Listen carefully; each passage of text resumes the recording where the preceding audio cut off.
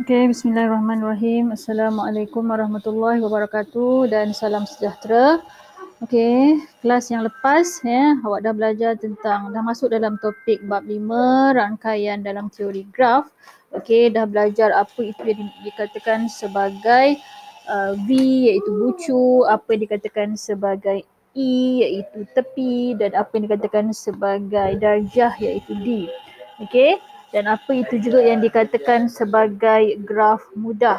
Dah belajar minggu lepas. Graf mudah itu apa? Cuba recall balik. Okey, graf mudah ialah graf yang tidak mempunyai gegelung ataupun berbilang tepi, iaitu ialah graf mudah. Jadi hari ini kita nak sambung seterusnya dengan apa yang dikatakan sebagai graf terarah dan juga graf tak terarah. Okey, graf terarah dan graf tak terarah.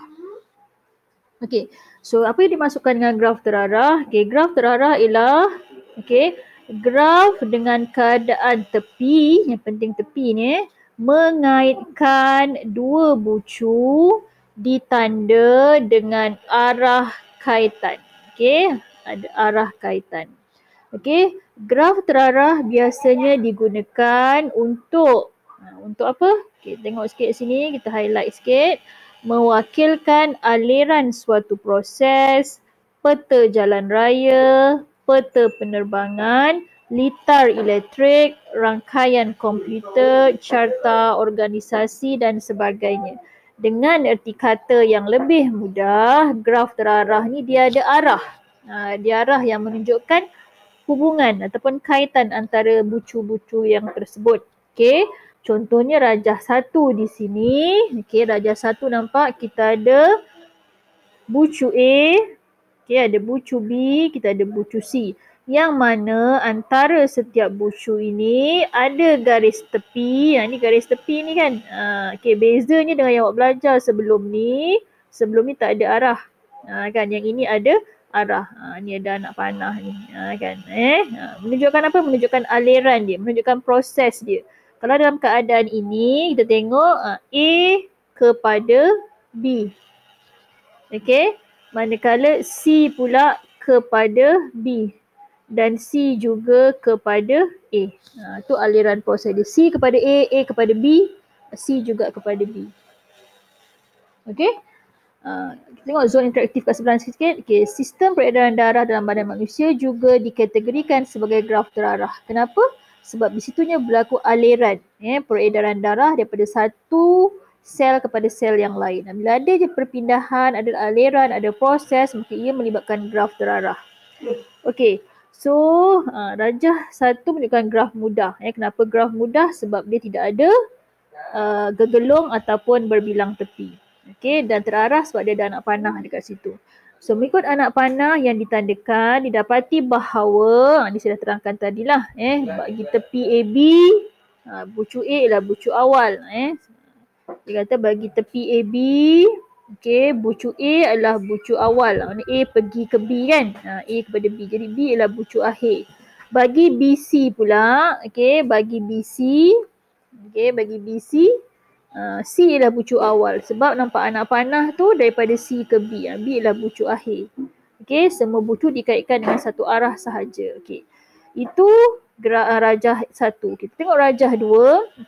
Rajah 2 kalau kita perhatikan, dia ada arah. So dia adalah graf terarah. Dia adalah graf terarah. Walau bagaimanapun, kalau kita tengok di sini, rajah 2 ada gelung dan berbilang tepi. So mana yang dikatakan sebagai gelung? Ni gelung. Tu gelung. I2 ialah gelung.